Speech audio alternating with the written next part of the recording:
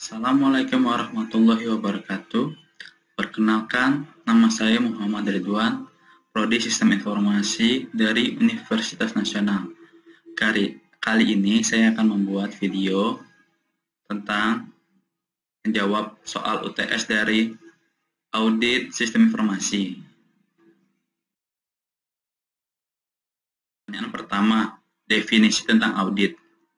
Menurut Ron Weber, audit sistem informasi adalah proses pengumpulan evaluasi fakta untuk memutuskan apakah sistem komputer yang merupakan aset perusahaan terlindungi, integritas data terpelihara sesuai dengan tujuan organisasi untuk mencapai efektivitas dan efisiensi dalam penggunaan sumber daya. Tujuan audit sistem informasi menurut Ron Weber adalah secara garis besar terdiri dari 4, yaitu pengamanan aset, menjaga integrasi data, efektivitas sistem, dan efisiensi sistem. Setelah itu ada pendapat menurut Alvin Arenas dan James K. Lubeck. Menurut mereka adalah audit sistem informasi adalah pengumpulan data dan evaluasi terhadap bukti untuk menentukan derajat kesesuaian antar informasi dan kriteria yang telah ditetapkan. Hal ini berarti dalam pelaksanaan evaluasi dilakukan mengacu pada sejumlah kriteria tertentu untuk menentukan derajat kinerja yang telah dicapai. Pertanyaan nomor 2 adalah, mengapa dan kapan sebaiknya dilakukan audit? Mengapa perlu dilakukan audit sistem informasi? Yaitu ada 4. 1. Mengamankan aset. 2. Menjaga integritas data. 3. Menjaga efektivitas sistem. Dan keempat, mencapai efisiensi sumber daya.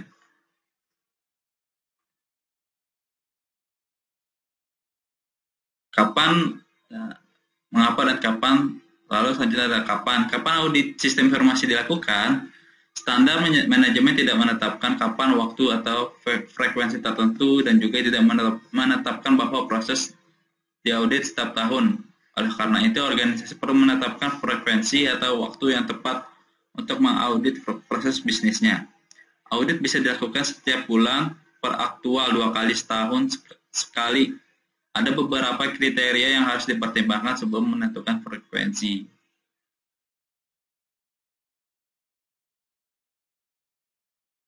Kode etik dalam proses audit. Kode etik merupakan sebuah sistem dari prinsip-prinsip moral yang diberlakukan kepada auditor merupakan aturan perilaku yang harus dipatuhi oleh setiap mereka yang menjalankan tugas tersebut.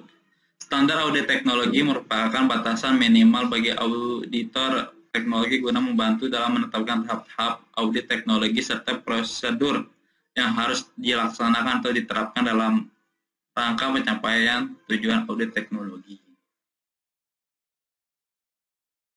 Lalu pertanyaan 4 dan yang terakhir adalah akibat dan konsekuensi adanya penyalahgunaan komputer. Penyalahgunaan komputer memiliki 2 tafsiran. Yang pertama adalah yang melanggar hukum dan akan dipidana yang sangat merugikan orang lain. Yang kedua adalah mencari hiburan berlebihan dengan komputer.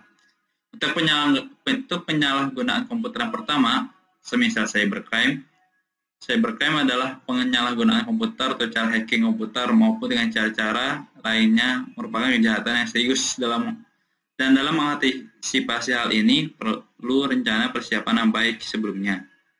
Karena kejahatan ini potensial menimbulkan kerugian pada beberapa bidang. 1 ada politik, 2 ekonomi, 3 sosial, 4 budaya yang signifikan dan lebih memprihatinkan dibandingkan dengan ledakan bom. Penyalahgunaan komputer sebagai akibat sampingan dari proses pengembangan teknologi merupakan suatu kejahatan khusus yang berkembang dalam kaitannya dengan komputerisasi di segala bidang. Terima kasih atas perhatiannya. Kurang lebihnya mohon maaf. Wassalamualaikum warahmatullahi wabarakatuh.